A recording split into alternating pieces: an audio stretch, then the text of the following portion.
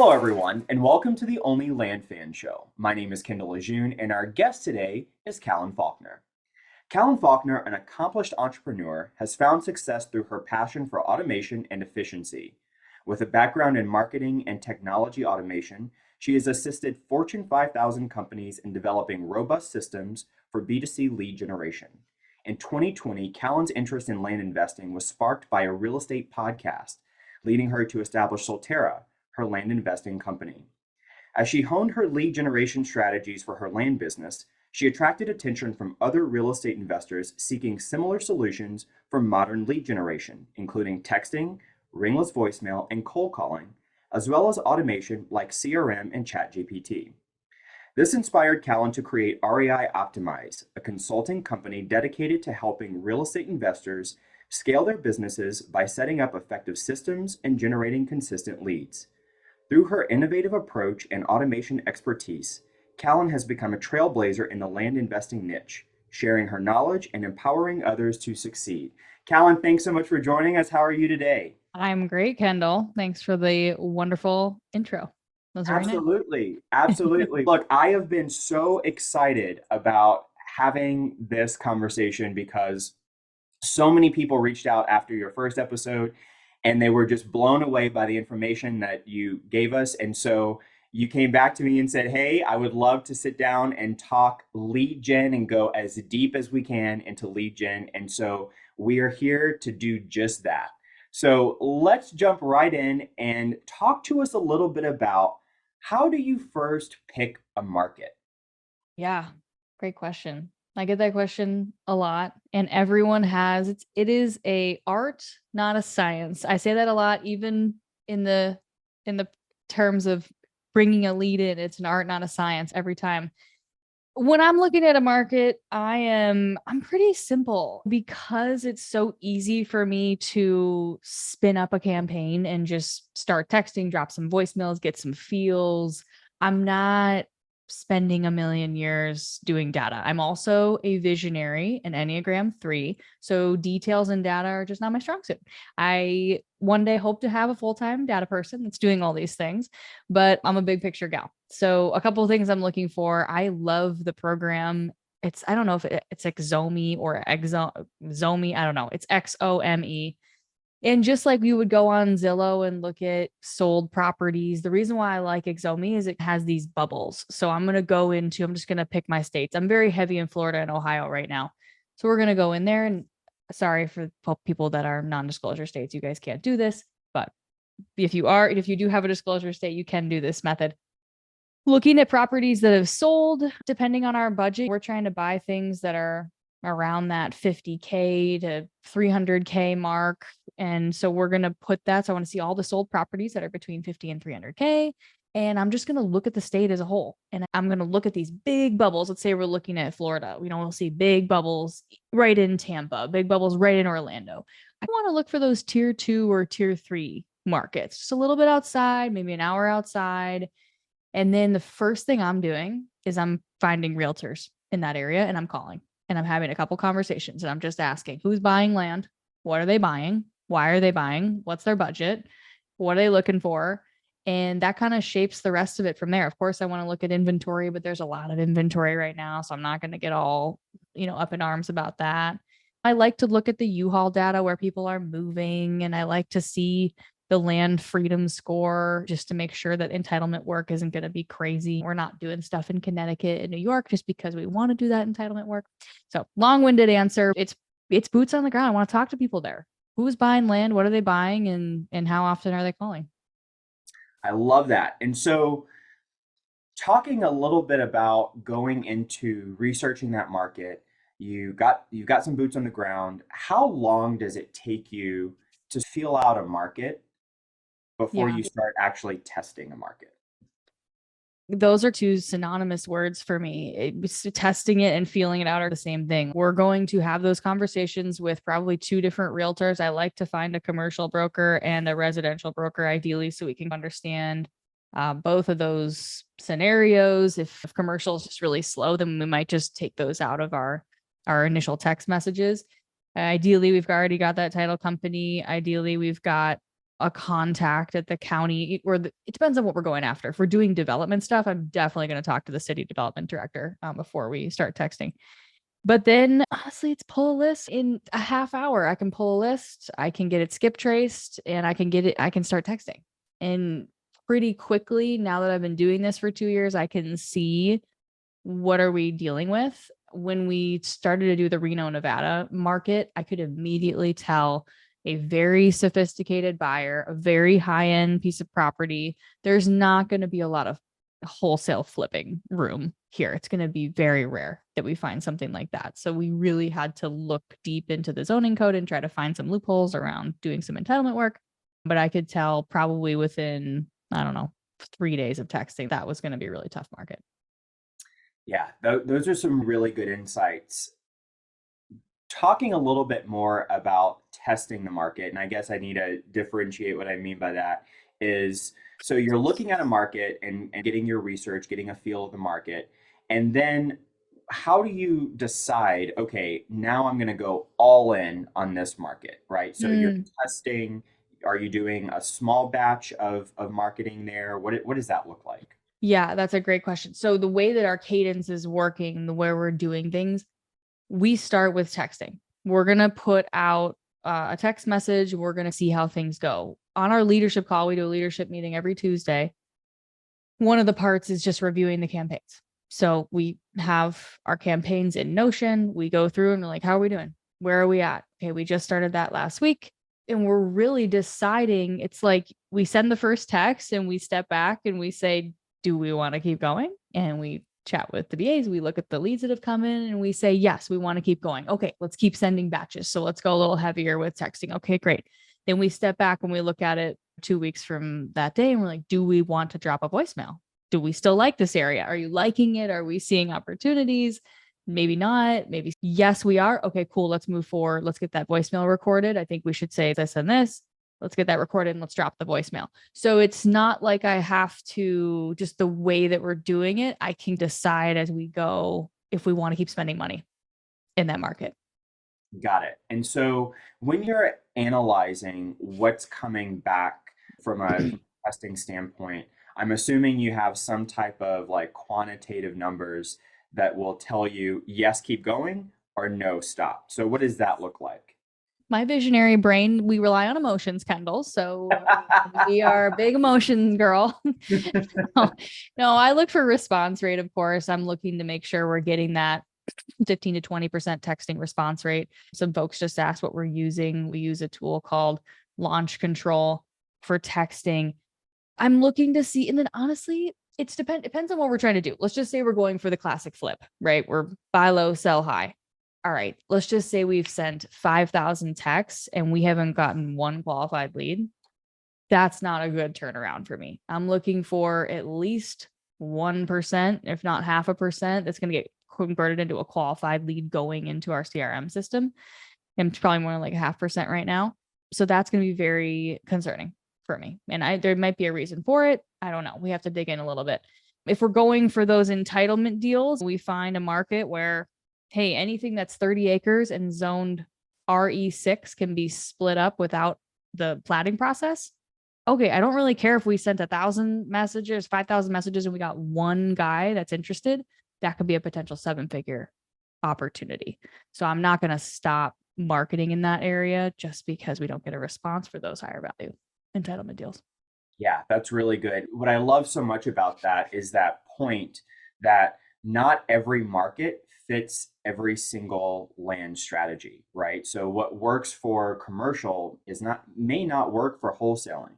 And so that's a really important distinction whenever you're looking at different markets, because I know we hear some people are like, oh man, X market is popping. And so like everyone rushes over there, but if those people are only wholesaling, if they're not flipping or doing entitlements or something like that may not be the market for them, right? Totally. And I think that's hard too, because now we are talking about subdivides. We're talking about bigger entitlement things, but we're also doing flipping. And those two paths have completely different marketing strategies, in my opinion, because one path you could potentially make $500,000 more. And the other path, we're making 5,000 to 10,000. Where are you going to put more of your money? Now, we've talked about this, I think, on your last podcast. We have to keep that flip side of the business going, or we're not going to be able to pay our bills if you have a team. But there are some really cool things we can do on the marketing side for these bigger opportunities if we're willing to spend the money. Definitely. And that's really going to inform the type of marketing too, because the owner that has an infill lot that you're going to make 5 or 10 grand on is completely different than the owner that has a few dozen acres that are zone commercial and that type of thing. So we don't market the same way to those people. Exactly. Yes. Yeah. No, or just even the amount of time I'm going to spend. If we have a new market, let's just say, for example, we're going into Jacksonville right now. So we've been very heavy in Tampa. It's been really great for us. We're continuing to market in that area. We're going into Jacksonville for the first time. I'm not going to have my internal VA team start with calling or sending a letter with a $5 bill in it. That's ridiculous to spend all my time doing that. I want to start with the cheapest option. And then as we go on, we'll spend a little more money as we go. Yeah, that's super, super smart, super efficient. Let's jump over to where you're actually sourcing your data. So can you talk to us about the process of pulling lists, cleaning the list, scrubbing the list? What does that look like for you in your business? Yes. So with pulling a list, I used to use DataTree, but recently moved over to LandVision. LandVision is a software you have to pay by the year. They allow you to pull unlimited data every year. So just because of the amount of marketing that we're doing, it made more sense to pay the annual fee versus paying per data point in DataTree. But I don't think there's any advantage to the LandVision data. It was just more of the pricing point.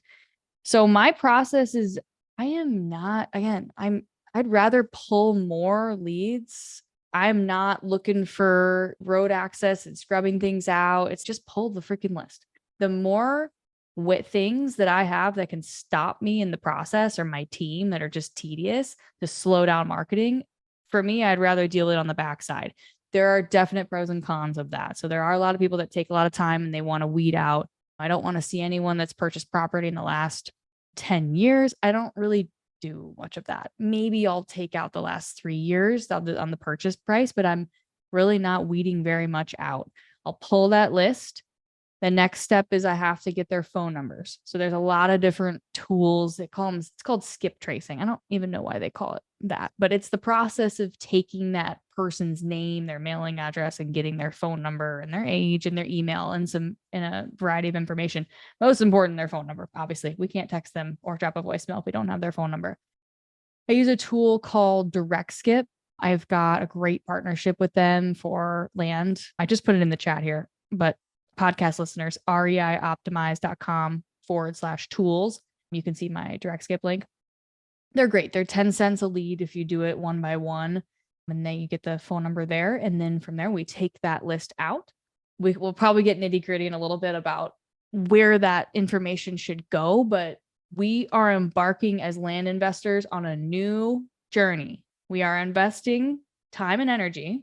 If you're not already, you're manifesting this into multi-touch marketing. We are not just going to send a text and walk away. We're not going to send a letter and walk away. We have to touch them multiple times because on average, it takes 7 engagements for somebody to respond to you. And how much are we leaving on the table by just sending one thing, walking away and saying this county doesn't work?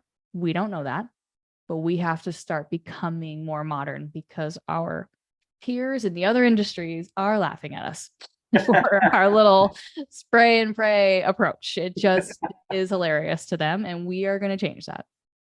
I love that. So just to clarify, it's not often in today's market that we're going to send one text message and then get a deal that's worth 100K back and sign a contract in that one text message. Is that right? Is that what you're saying? I wish, Kendall. Gosh, I wish. It was, maybe 4 years ago when no one was doing this. Sure. I think, and that's hard for people that have been around for a long time.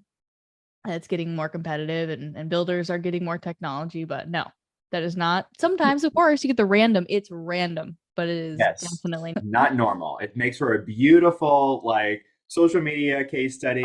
This is amazing. TikTok. But... put a reel together, sent this text, made 100K. Yeah, you did. Yes, I know. But not the norm, right? Not the Right. norm, at least in our market. Exactly. Exactly. You mentioned multi-touch marketing. What marketing channels are you currently using right now? Yes. Texting with launch control is the first step. Dropping voicemails, plural, with Sly Broadcast. We're sending a letter. We'll either do rocket printed mail or now I'm blanking on the name. What's the handwritten letter that we use? We use Robot Ink marketing. There's lots of different handwritten letters, but that's a great platform. And then we are doing a little bit of cold calling. We're using our follow-up boss environment to engage. They've got this cool dialer in there, but it's not a multi-touch. There's not a multi-line dialer, so we're not doing the Mojo dialer stuff. And then we are experimenting with some paid ads, but those comes with pros and cons. So it's really heavy texting, ringless voicemail, and mail is our last touch. Love that. And so I definitely want to dive into the sequence of how you're using all of those things. But before we do that, for those people who may be from the camp of all that they've done is direct mail, right? Because that's been the bedrock for a long time in the land space when it comes to marketing.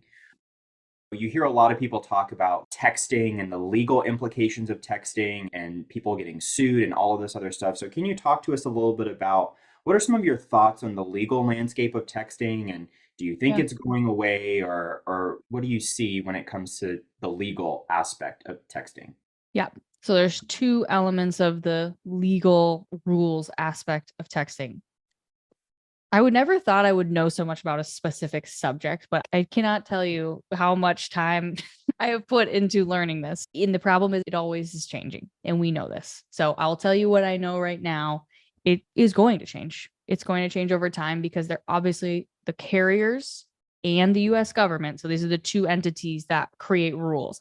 The US government creates some serious rules, right? They're creating rules that could potentially get us sued.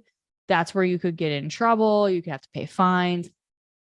The carriers are hitting us with other rules, but they're not able to bring legal action. They're just going to not deliver your text messages, or they're going to ban you from being able to send text messages. So let's talk about the US government. They created the TPCA law, I don't know, in the 90s to protect people really against cold calling robocallers.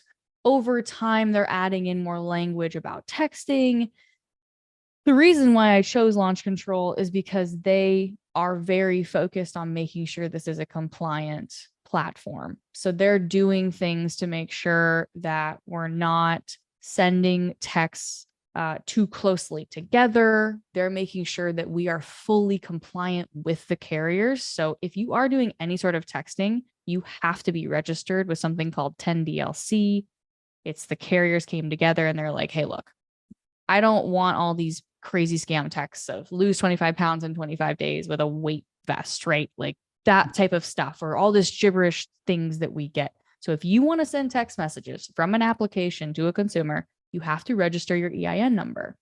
That's really hard for people that are out of the country. They don't have legal businesses here. So immediately they're cutting out so much of the noise. And that was the purpose of all of this. So I like to, when I'm thinking about doing texting, launch control is keeping us compliant. They might one day, 3-4 years from now, say, okay, you can't send a text to anyone that hasn't opted into your marketing. That is not the case right now.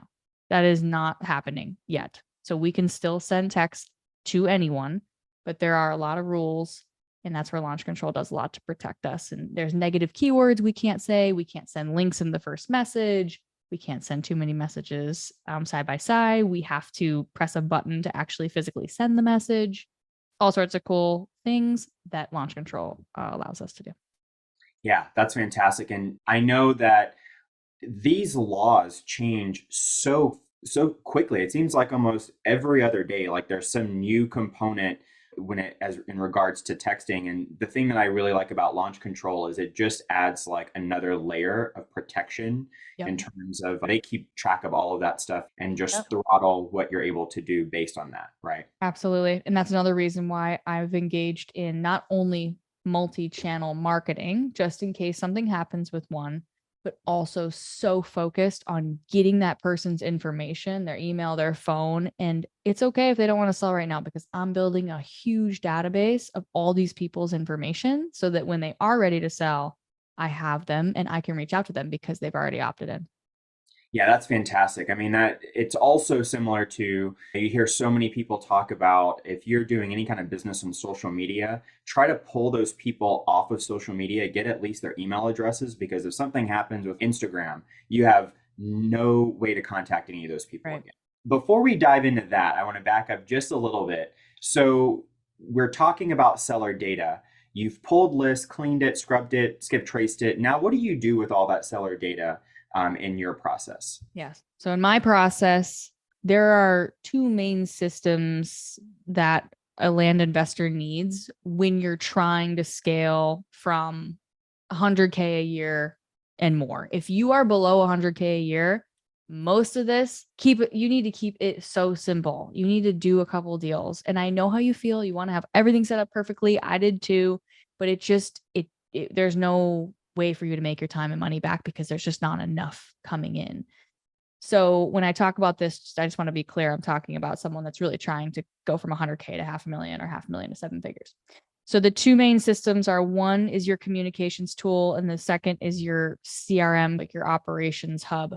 So our CRM operations hub that we're using right now is called Fresh Sales. So after we pull that list from DirectSkip, we're going to be putting all of those sellers and properties, they're two separate, they call them entities in that system. We're going to import all of that information in there. We're doing that because as we start to send texts, as we start to do marketing, I need to start tracking who has responded and who has not responded.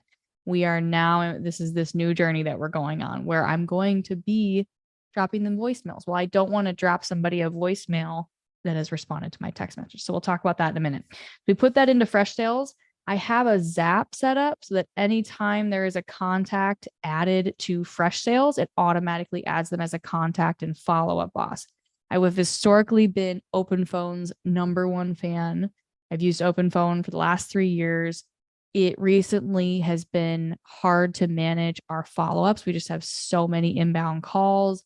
I don't have a really great way of seeing, hey, here's all the hot leads that have come in this past week that need a phone call. I can't really filter in there. It just became cumbersome for our team. And we have so many team members now. So we've migrated our communications tool over to Follow Up Boss so that anytime we're sending text or someone calls in, about 80% of the time I can see who's calling. I can see their property. I can see all their information because they're already uploaded into our communications tool.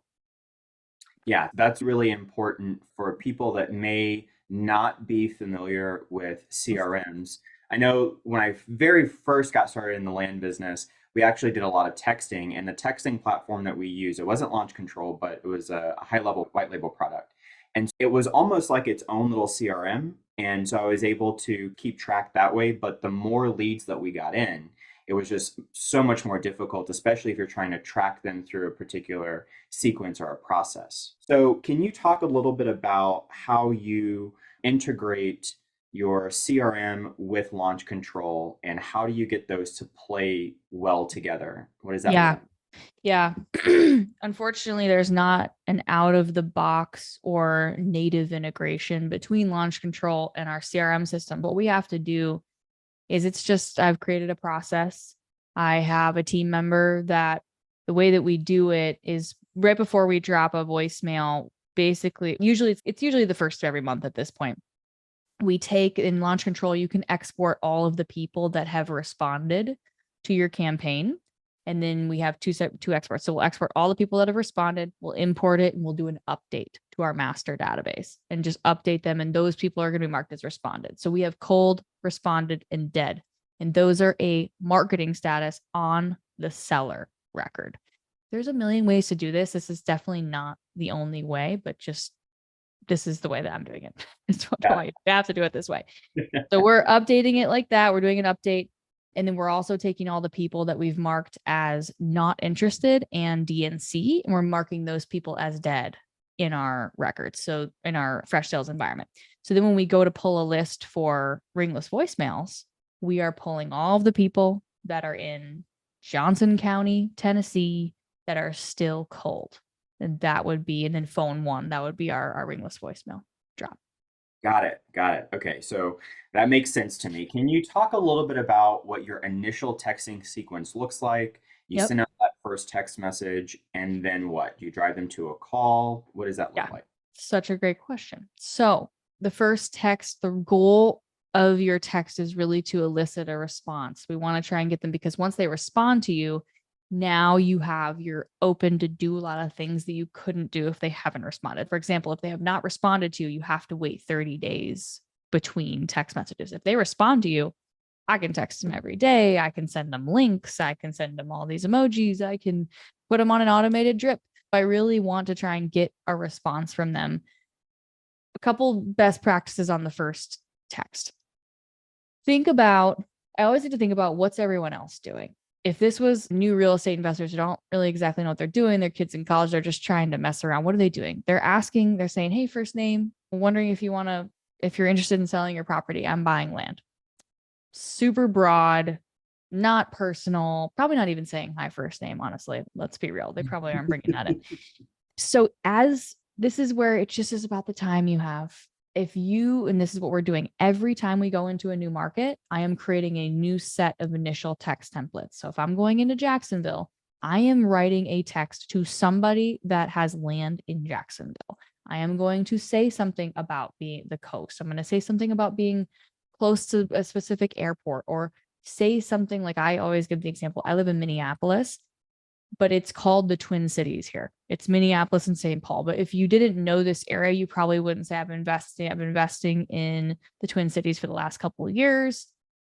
If you didn't know this area, you wouldn't probably even know what that means. And because land investors have this tendency to jump around, we probably don't know, honestly.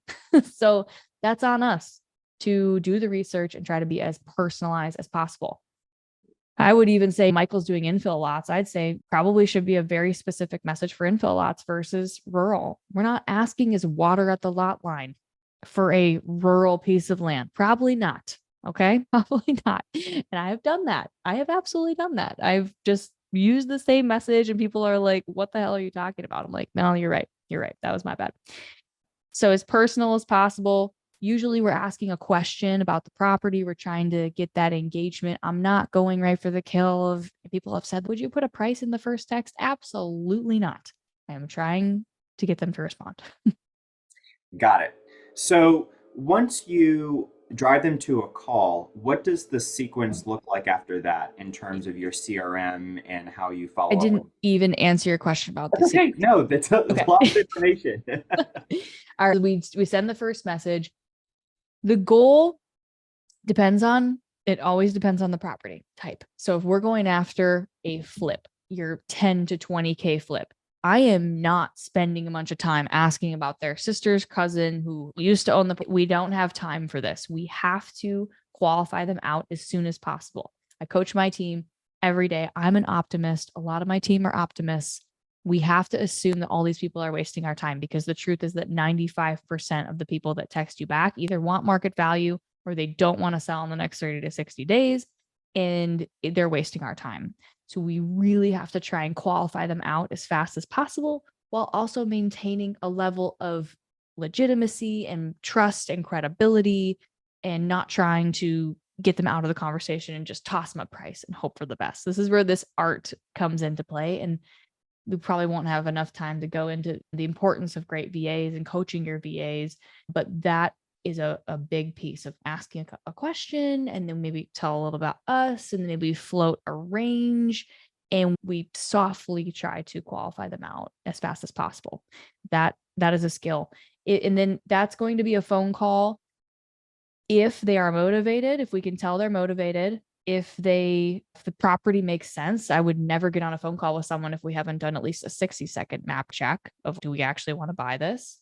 Do they want to sell in the next 30 to 60 days? And it's hard over texting to do the whole price thing. I'm not a huge fan of it unless we're doing those lower value opportunities and we're just trying to qualify people out. Then I'd get on the phone. Now, if it's an entitlement opportunity and we're looking for 30-acre land in that Tampa area, I don't really care. If they say sure, boom, phone call. Right? Because 5 to 10 years from now, I'll be here. Whenever you want to sell, Paul, I'm here. Save me in your phone as the land buying girl. and I'm ready for you whenever you're ready. Yeah, that's really good. So I want to dig in a little bit more about the sort of analysis portion of when before you're making offers. When does that happen? So you mentioned there's a 60-second map right check, but I Yep. know that there's so many people, and I actually fell into this camp when I very first started too, is that I would analyze everything. So I knew everything about the property before I even got the person on the phone. Yeah. And it was just such a bottleneck in Yeah. my business. And so can you talk a little bit about how you guys approach that and what's an efficient way, especially if Yeah. someone is a one person show, how do they go about getting information and when does that happen? Uh, Yes. yeah. Yes. This has been something that we have changed in our business 10 times, the due diligence process. I'm sure everyone's gone through some sort of land training, maybe not everybody, but you're just taught do due diligence. Okay. But the truth is that there are 3 to 4 phases of due diligence. And the first phase are the 3 or 4 things in that market or about a piece of land that would immediately mark it as something we do not want. That is the most important thing to do while you're in that qualification phase, whether it's an RVM, a phone call, a text. Let's talk about that. A skinny property that's great for a billboard. That's not for me. That might be for someone listening. Oh my gosh, I'm a billboard guy. That's great. Great for you. It's not always going to be the same for all of us. For me specifically, I'm looking for that buildable piece of land. Someone can build a home.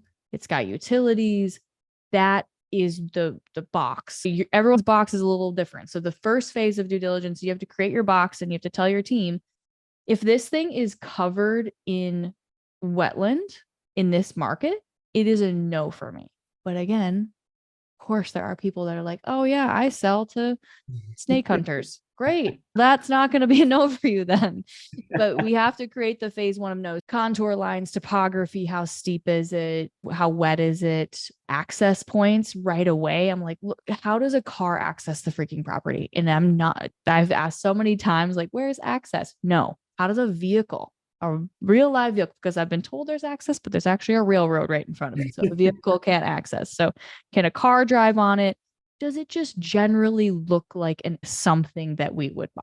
Just take a quick peek at it. No, it has 60-degree slopes. Okay, probably not. Not for us. So that's a no right off the gate. Don't care about anything else. Don't care about who's on the deed. None of that stuff matters if it's a straight cliff.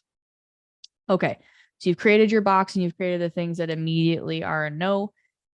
Ideally, that's 60 to 90 seconds, but in some markets, there might need to be some auxiliary checks. So in Nevada, you might need to check on water rates. If there's no water access to the property, it's probably a no-go. Those are just very, very low value properties. So again, I'm getting a little in the weeds here, but you really have to make sure you understand what kind of property you're looking for and your market to figure out phase 1. Then if it passes that phase 1, they want to sell. We're pretty sure they're motivated. There's a reason. Let's get on the phone. We have that. Really got to tell that person, hey, just to let you know, I've got a call in about 10 minutes. Does this work for a quick check-in call? I just want to ask a couple questions. And then we're just creating the idea. This is a 5 to 10-minute conversation because we all know sellers, they are amazing. Some are not, but they'll talk for hours. And so we have to cut them off. That's really good. So phase 1, just so I understand, that happens for you guys before you even Get respond. on the phone. Oh, no, we will respond if they answer a question about their property. And I'm like, okay, it's like fishing. Send the thing out. Bobber goes down. They answered a question about their property. We're in business. They've responded in now 2 text messages. Okay, cool. Let's just take a quick peek and make sure this is legit. Before you get on the phone. Got it. Oh my God, yes. Yes. Unless it's a high value property. Unless it's a high value property, then I would get on the phone sooner. Got it. Can you talk a little bit about that initial campaign, initial reach out where you're texting, and then what happens if they don't respond to the text? At what point do you go to ringless voicemail? At what point do you go to letters? What does Yeah. that initial sequence look like for you? Yes. Okay. Here is an example. Day 1, we're going to send 5,000 texts. Day 45, now you're like 45 days. Oh my God. I want to see how this plays out before we spend a bunch of time doing RVMs because RVMs elicit a tremendous response the way that we're doing it. So I don't want to waste, it's people, they're so cheap. Yeah, but our VAs are bombarded by a phone call. So I want to make sure this is a place we actually want to invest in before I drop that. And then Launch Control doesn't let you send another text message for 30 days, but it takes about a week or two to get through the full campaign. So I just like to get through the full 5,000 and then come back 45 days later to be able to send the follow-up text. So then 45 days later, we'll send the first follow-up message, and then we'll drop our first voicemail.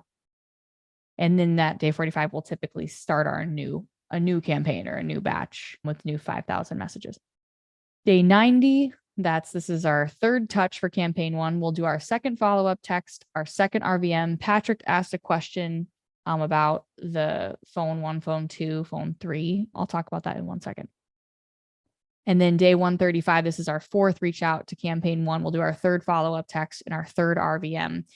At that point, we're about 3 or 4 months in. This is where we analyze. Mail is expensive and we're doing a ton of engagement. So if we're going to be sending mail, I want to make sure that we've whittled our list down as much as we possibly can. Cold calling is also it's not necessarily expensive. It's just time consuming. Either we have to pay a firm to do it or we have to do it ourselves. So that's where at this point we'll decide, do we want to break or do we want to go for cold calling or sending mail? Yeah, this is really informative. So just to clarify, these are people that have not responded yet, right? That's right. Okay. So can you talk to us about your follow-up sequence for people that have responded? Maybe you've gotten on the phone. It looks like it could be a deal, but you're just not there yet from a price perspective. How do you keep those people in your pipeline and how do you nurture that? Yes. So there's 2 different options. They scale up. So if they go into seller ghosted, they're going to get a call, an email, and a text message every week for 12 weeks. And they're going to stay at seller ghosted. And then I can keep them in a list. And then each VA knows it's just the emails go out automatically, but they do make the call manually and send the text manually. And then once they go through that seller ghosted cadence, they're going to go into a not interested now cadence. And that's going to be an email every month and then a call, text, email from that rep every quarter. And that's going to go as long until they tell us to stop. They will get that from us. And so what types of things do you say in your emails and what does that look like? Yeah, it's a lot of, hey, we just did this last week. We just met as a team this morning. We'd like to increase your offer. We just came out with this report on some things that are happening in the area. Wondering if I could send it over to you. We do have an ebook with ChatGPT and Canva. Are you kidding me? I used freaking 6 months ago, I was writing these ebooks by hand. There's no excuse. Every single person on this call should have some sort of lead magnet for their sellers. So giving them some value. Hey, it's a PDF. I actually just sent it to another client. I was thinking of you. It's the tax implications of selling your land in Pasco County. Wondering if it would be interesting for you. You could just hire a VA, have tax implications for Florida, change the name of it for each county and have 40 different PDFs and just send those out. Again, I just want them to think of me. Again, higher value, more money I'm going to spend on some of these things. Testimonials, case studies. If you go to our website, you'll see we've got some case studies, we've got some quotes, and we've got some stories of, hey, this is what happened with this gal. Trying to lead with value, trying to give them information and trying to, again, I really don't like the, hey, checking in text or email. We're trying to flip all those. We had a lot of those. And now that I'm trying to get more email addresses to protect us against the future, that's where we're coming out with a lot more of this. Hey, let me send you this. I absolutely love that because I think that it's really easy to get into get on that hamster wheel of just the only reason I'm reaching out to you is to see if you still want to sell. Do you want to sell yet? Do you want to sell yet? But this is, I'm giving you value. So when you are ready to sell, and it's a nurture sequence, right? Yeah. Yep. Nurture sequence. Follow-up boss has something called an action plan in there. Pipedrive got sequences in there. I mean, there's all basic CRMs have these sequences you can set up. I know Go High Level does. And once they respond to you, that's where there's cold outreach and there's warm leads. And those are two totally separate marketing activities. This cold is these blast texts, blast ringless voicemails. You definitely can use ringless voicemails for warm leads that have been in your past. And you can say, it's thinking of you. We're still doing deals in this area. Always doing property evaluations. Would love to send you. We've been working with some other sellers. I also have, working with a great title company. If you ever want to talk to them about their experience with us, they love us and I would love to send you their information. So anyways, just calling to say hi and see how I can help you. You're not like giving them an ebook or anything, but you're dropping that you have this title company that has loved working with you. And if they're interested, they can reach out and you're happy to make an introduction to them, no matter how it works out.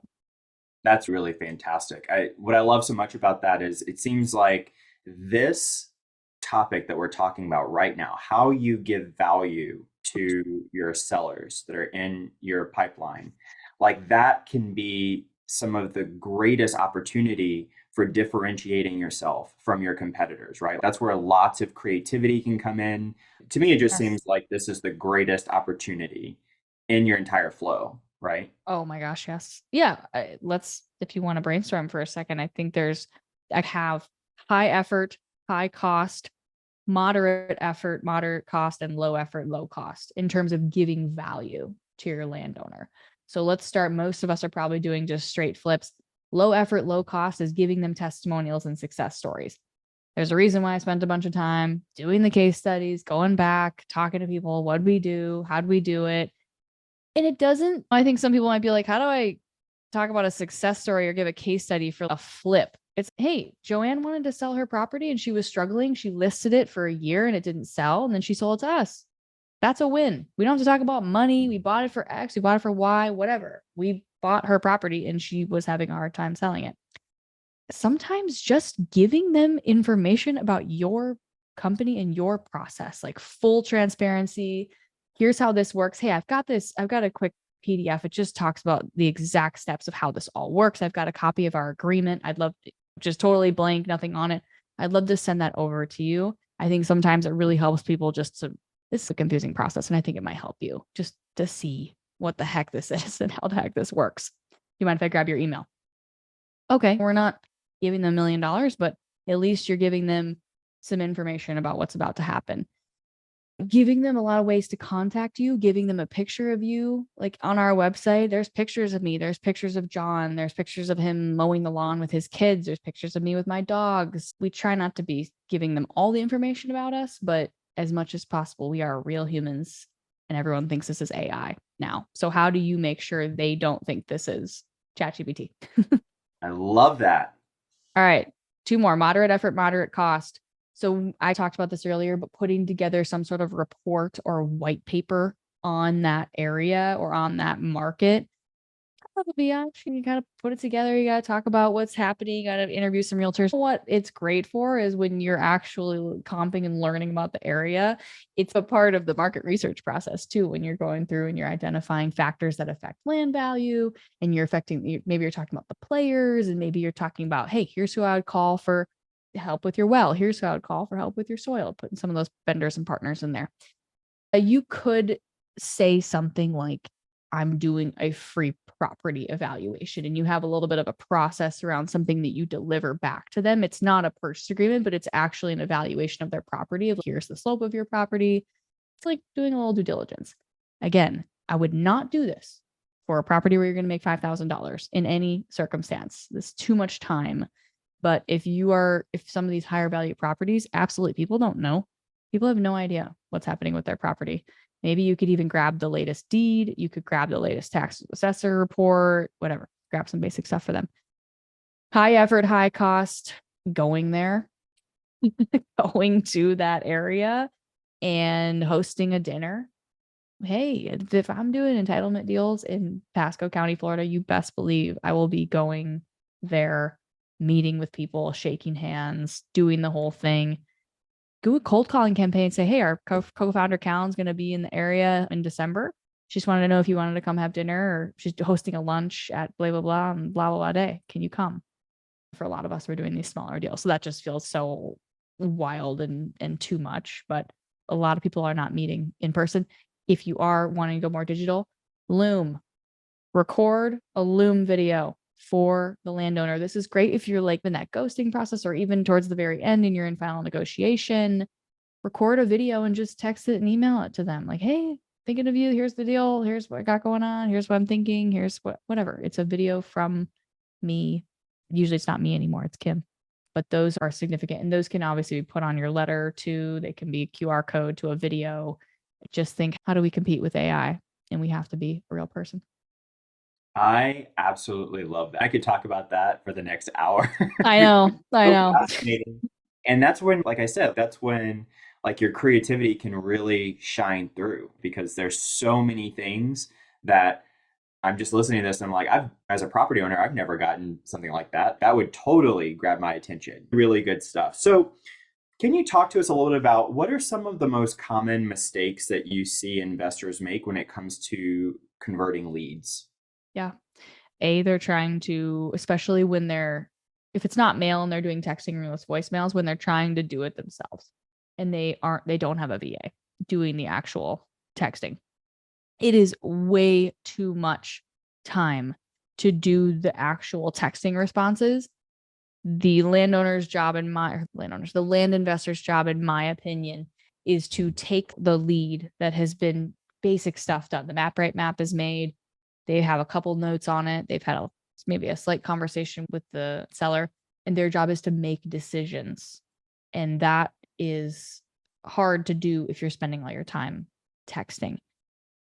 A lot of times land investors will get into an area and not, especially when they're very young and not young, but just when I was beginning, if I got into an area and didn't have a realtor or any partner that's there, I don't know. I know some people have done it. It's just really hard to do it on your own. There's so many different things in each market that can play into comping, and each area is a little bit different.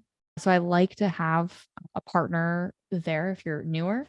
If you're not newer and you're more experienced, but you're still struggling, I think it's zeroing in and trying to focus more. I think if we send 10,000 texts and we're looking at 10-acre properties in Montana, and the next day we're in Orlando, and then the next day we're in Phoenix, it's like comping is difficult. It's really difficult. It's already difficult and you're focusing on one market.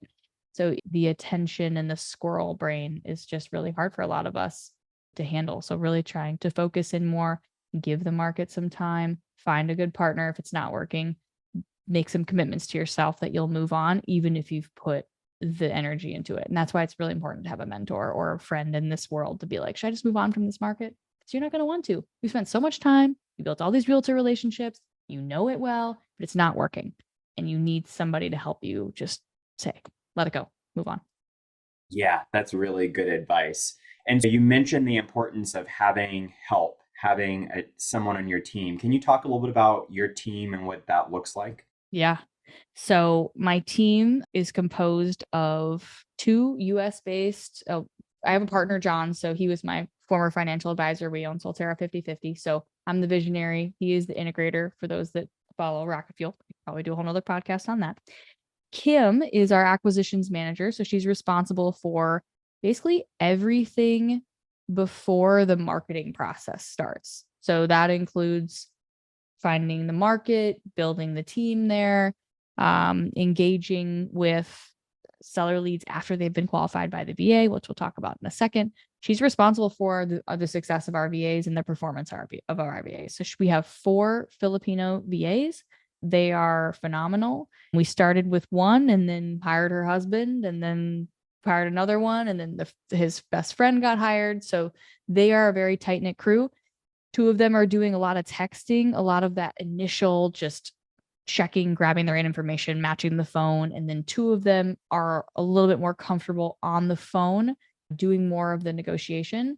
I would say majority of our deals right now are start to finish taken by the VA and not spoken with by Kim. I have not, unless the opportunity is at this point, 6-figure or more opportunity, I really haven't talked with a seller. And mostly the entitlement opportunities. That's where I'm brought in to talk with sellers.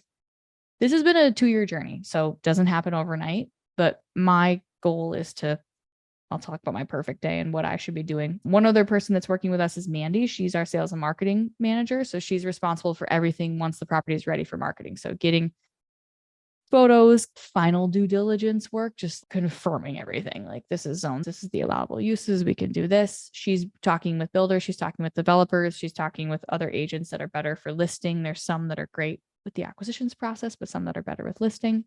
And my job is to find money. I'm the visionary. So my job is to find money to make us more successful with our systems, bring in automation as much as possible, encourage our team to making sure we're using the systems properly, and to get creative and basically create that vision for the next 10 years and help the team. I have a lot of ideas, and the team's job is to filter those ideas. Yeah, I love that. You're speaking my language right now. So, can you talk to us a little bit about how you integrate virtual assistants? Let's say someone's listening to this and they're like, oh my gosh, if I could have a virtual assistant do pretty much everything from start to finish, and I could just focus on running my business, Yeah. building my business. How do they go about doing that? What are Yeah. some of the overall steps that they need to go through?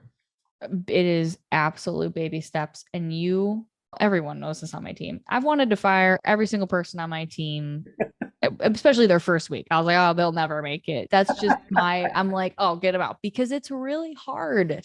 It's so hard hiring somebody. Think about you when you first started land investing. Like, you don't know anything. So it takes a really good 6 months of TLC, tender love care, to see success with a VA, but it's baby steps. So for me, the kind of the flow and the easiest thing to start with is to teach them how to do some texting. Okay, they don't have to get on the phone. They're just doing some basic responses. We're coaching them. It's a daily stand up. Figure out what works for you. I don't care if it's at 8 a.m., noon, 8 p.m., whatever time. 20 minutes a day with your VA, reviewing those conversations. And do not let them send you a whole list of properties that need to be comped. You go comp them, and then you just put the comp in the notes. Absolutely not. You need to have them watch you. Every time, I want you to comp this. Okay, you watch me. I'm going to do this. And then over time, they start to share their screen. So you're sharing your screen. You're showing them, okay, let's comp this together. I'm going to look at this. I'm going to look at this. I think this, recording this is all going into your Loom. I don't even care if it's organized. Just put it in Loom. Call it comping with J. Ront date. Cool. So that goes on for about 2 months, and then they slowly start to pick it up. And then they share their screen and they're like, I think this. And then one day you're like getting your hair cut. This happened to me. And the VA texts you and they say, oh, I got a deal. What do you mean? You got a deal? What does that mean? Please tell me. He's like, I got a guy. His property's going to sell for 40,000 and we'll buy it for 20. Like, you did that all by yourself. Obviously it was months and months of back and forth and this comp is wrong, but yeah, it was a great effort. But this is where I think you could have made an adjustment. And then the flow now is that they make that initial comp, and then Kim is responsible for making sure that comp is correct. Every purchase agreement before it goes out of PandaDoc, it goes to Kim for approval. Kim approves it, and then it gets sent to the client just to make sure that everything's been approved, and they've been incredible. That is fantastic. I love that. I love making sure that they're recording everything so that way you're building out your systems while they're learning. That's so important. And you also mentioned recording, so you're reviewing their calls as well. Is that Oh right? yeah, big time. Yep. So open phone, we had all the call recording was turned on all the time, and we listened to them together. And you just have to create, I think it's really important that you create. So many of these guys have been in this call center, really intense environment where if you don't perform, you're gone. That is not the environment that I am creating. I'm creating an environment of we're doing all this, and I know how uncomfortable this is. I know this is the last thing you want to be doing is listening to yourself talk. Trust me, it's the same with me. But we have to do it because you're only going to get better if we practice and I can listen. So compliment sandwiches, try not to be too hard with them, especially in the beginning. They are going to be bad. Everyone's going to be bad on the phone. They're going to be awkward. They're going to be reading the script word for word. You have to role play with them. You have to. You cannot expect to create a salesperson out of thin air without you practicing with them. So if they're practicing with each other, that's great. It's hard. There's not everyone's. I just want to. I'll just go get a VA. It's already trained. It doesn't. I'm sorry. It doesn't exist. You have to train them. You have to work with them. You have to practice. They have to mess up. You have to say it's okay. And there's not really an easy button. I wish there was. That's so true. And I know that this topic is near and dear to both of our hearts, but I love what you mentioned about what type of environment are you creating? Because you're ultimately creating a culture within your business that can either really serve you or really hurt you. Yes. So, Yeah, really. We could do a whole podcast just on yes, creative. So we're going to cut it right there. there are already three podcast ideas that I've written down that I'm like, we Yeah. will do a separate one with Callan later. Perfect. I love it. Talking about campaigns, let's say someone's running a campaign and it's just not going well. What are some things that you can think of, some areas that they might need to look at to troubleshoot a campaign that might not be working well? Yeah. The first thing I look at every single time is I want to go into launch control, or I want to go into our people that have reached out to us, and I want to see all the leads that have come in and where they are right now. Who has responded to us and what's the status? And majority of the time I go in there and I find that there are hundreds of people that have responded a couple weeks ago and they have not been followed up with.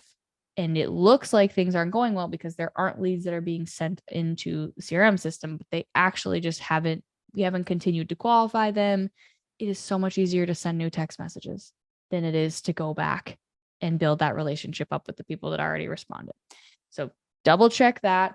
I want to look at, of course, if you're doing daily looks at the conversation, you're going to be able to start to identify for example, we did Port St. Lucie, Florida.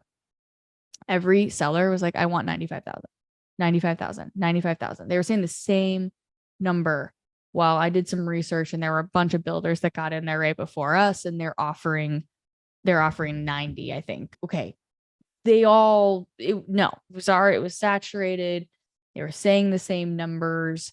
It just was a no. I think the same with that Reno. Okay, maybe everyone's just wanting market because they're like, we don't really care. We don't need the money. We're not motivated. I want above market value. I don't care if I have to wait 3 years. Okay, that's just not a great market for that business model, for the flipping business model. I think it's just, of course, you can look at your response rates and you can look at the rate of response to each of your individual templates. Definitely, there are some templates sometimes that just aren't performing. I definitely like to look at the templates and see which ones are performing. I like to look at when we're sending messages, what days we're sending messages, what days of the week, what times are working. Sometimes you don't even realize it, but if you're texting Florida and your VAs don't start until noon, you're missing that early lunch hour and playing around with the different times in these different markets. If it's a market where people are working, let's just say you're doing more of a rural market and these folks, a land that's worth maybe 40, 50,000, people are probably working during the day. So they're not going to respond at 2 o'clock in the afternoon. We have to make sure we're hitting that lunch hour at the time of their time, not our lunch hour, their lunch hour. We're really trying to dial in the times and days too. That is so good because I think I've fallen into this trap before where you send text messages and you think, okay, when I get a text message, I see it, it's an unread message. I'm going to eventually respond to it. And so just in my mind, I'm thinking, oh, this market just isn't good. But there are so many different factors that go into what's making a campaign successful or not. Something that you mentioned earlier that I absolutely love is when you said that there are people that are working right now. They're not, they're Hanging at home. they're not hanging at home. They don't have their phone. Their phone might be in a locker or something like that. Yeah. Yeah, that's really good. Also, the fact that you said, and this is brilliant. I need this on a poster. The Great. fact that you said Merch. merch. We're gonna do some Callan merch here. The fact that when you are texting, it's so much easier to just send the initial text message than to follow up. But our business is not about sending the initial text message. The money is made in the follow up, right? Mhm. So that's a Mhm. really, really important piece because Yeah. it's easy to press a button. It's not so easy to nurture them through that Like whole. once they say sure, you're like, God, dang it. Now I gotta do the work. Yeah. Oh gosh. Yeah, It's that's why we like, have the money. yeah, you have to go look at the property. And then I just find that decisions are hard.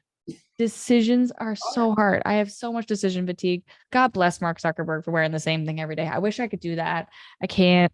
But just you're making your VAs make a lot of decisions. Is this a good property or not? They have to decide over and over and over again. And then your acquisitions manager has to make big decisions. And it's a lot of decisions. So the more that we can just encourage and tell our team, like, you are going to feel this, it's going to be a lot. And if you need to step away for a minute, like, step away, go for a walk. I don't need you. We can't push all the time. That's the other thing too. I am victim of this, but I was a former athlete. I'm like, let's go all the time. Let's hustle, let's hustle, let's hustle. I'm so excited. And sometimes they just need a freaking week off. And then they come back that next week and we double their commissions, or we say 500, $100 gift card to whatever. If we hit whatever, make it exciting. For those of you that worked in sales, I was a Cutco sales rep, best knives ever. Yeah. They push week, 2 weeks. I didn't sleep. I was cold calling day and night because I wanted to go to Mexico. Yes, they completely had me, but I was resting a lot of the other time. So making sure that your team isn't being overworked too. I love that. That is so good. So good. And that comes back to that whole company culture thing, right? It Sure. makes a difference. It really does. So you've worked with a lot of land investors with your consulting company. What's the most common aha moment that people have when it comes to lead gen and marketing when you start working with them? Hiring great people, buying back your time. The aha moment is the haircut moment where they text you and I got a deal. There's no other feeling like that. Once you feel your team execute the process start to finish without you, it is a drug. It's a drug for me. I'm like, okay, like, you guys did this without me. Okay, how do I get 10 of you? How do I Yes. get 20? How do I get some technology to take part of your job and then I only need 5? Like, that depends on what you're trying to do too, right? There's a lot of few folks that are listening. They're like, look, I'd love to do 10 deals a year, make 20K a deal, have this as my cash making thing. That's awesome. That's amazing. But I would still challenge you to say, how do you do that with 5 hours a week of your time working? And what is working? For me, obviously I'm 32. I would like there are things I don't like doing in this job, in this role, but my goal is to only do things that make me money and light me up. That's it. If it makes me money and lights me up, I'll do it all day long. This interview, great. I'll do this all day long. Build a network, get people to get some value. Awesome. That for me was the biggest aha of I could have a VA do the things that I don't like doing and they actually enjoy it. There's nothing better. And All day. yes. And that's gone into my home. That's at the gym. That is everywhere in my life. If I don't like doing it, I'm going to find someone that does. That is incredible. And that really manifests in so many different areas of your life, like you just mentioned. And that really does change the game. It Yeah. absolutely changes the game. You Right. create space for yourself. Now it's, I need to build this. I want to go into this new market. And I actually like market research. I think it's fun. I think it's fun talking to the builders and the developers and the realtors and talking to the engineers and building the story and the city development director and putting all these puzzle pieces together. I love that. I don't really love doing the analysis and pulling the lists and all that and doing the comping. Like, it's fine. I like it in big deals, but on the small deals, I'm like, it's not really my favorite thing. And how do I make this enjoyable so it's something I can do for the rest of my working career? That's the key. That is 100% the key, right? So you have a program that you actually teach people how to do this. Can you talk to us about what Yeah. that was? Yeah. So I have this program I've been doing for about a year and a half now. If you go to reioptimize.com/services, it has all of the programs, offerings, master classes, all the fun stuff that we're doing. Go there, no matter when you're listening to this episode, you can go there and see what we're up to. But right now I do have this program where it's a texting, it's basically start to finish. You start texting today. It took me about 2 years to figure it out and to get there and to learn what to say and what not to do. And how do I train my VA and how do I import the list and how do I write my templates and how do I manage my inbox and what should my VA's daily schedule be? I have that in a complete blueprint. I have documented every single part of the process. Every single piece of being successful with texting as a real estate investor is in this program. We write all of your templates for you, custom to your area, custom to the property that you're going after, all of your quick replies, your drips, your automations. We take care of all of that. And then it's a community. So we've got a Slack channel. We've got about 40 investors in there and their VAs, which is the best. As much as I built this program for land investors, it's almost now more for the VAs because they're the ones that are like, what do I say to this? Or how would you handle this conversation? Or, hey, I don't think my data came in properly. Oh, hop on the phone with Ashley, hop on the phone with Maddie. Oh, let me get in there. Let me make sure this is going right. Or, oh, it's been a month. I don't think this market's working out. Here's a little 2-minute Loom video. I watch, I respond. So it is full engagement for me and my team. It's a 6-month engagement. We do live coaching twice a month for the community. We do screen sharing. I just call on people, share your environment. I want to see it. I want everyone, I want to, I hate to say pick it apart, but that's what you're hiring me for, right? Is to pick it apart and find all the things that we're missing opportunities on. And then it's really, you're staying in my program until you've mastered it. It's about a 6-month engagement. There are some folks that had a new VA come on or whatever, and they stay in until they're ready and they have their wings. That is incredible. Like, you want to talk about like leveraging other people's time. Like, my gosh, sign me up. Totally. Oh, totally. And even now, like, we just hired a new VA. I'm like, thank God I have this program, or else someone would have to sit with this VA and teach them how to do all this. I'm like, go watch this, come to these meetings, and you're going to figure it out because you're going to have all the support you need. That is so good. That is so good. So if someone's listening to this and they're like, okay, I've got to have this. I need this like yesterday. Like, Yes. Where can they go to sign up for your program? Yes. So go to reioptimize.com/services. And if you just scroll down, and if you go to reioptimize.com, it says training and courses, you're going to see the launch control for land investors training course. And then you can just say learn more and enroll. You can enroll all the way at the bottom. If you do, will you please let me know that you heard me on here? Let me know that you heard from Kendall. As you go through the sign up process, there'll be a little spot where you can pop his name in there, pop in OnlyLandFans, pop in Kendall. It's super helpful for us to know where you are and where you came from. And I do also have a ringless voicemail course as well. That is a recorded course in community. I'm not doing any live coaching on that right now, but that is also a phenomenal course that is step-by-step. What do I say? How do I drop it? Again, it's for your team. I want your team to get this. And within 30 days, you have a full RVM strategy up and running using this course. So good. So good. Callan, this has been absolutely incredible. Thank you everyone for joining us. Some fantastic questions. If you want to take your business to the next level, definitely take a look at her lead gen program. It will change your life. So thank you guys so much. Again, Callan's information, reioptimize.com. That's where you can grab all the goodies. So thank you guys, Callan. Thank you. Always a pleasure. Thanks, Kendall. So much fun. Thanks for being here, guys. Take care. Bye-bye. If you're interested in hearing from other 6- and 7-figure land flippers about how they've built and run their businesses, then check out my group, OnlyLandFans, where I do a live interview each week inside the group. You can grab that link at the description below. Until then, be great, have a great week, and catch you in the next one.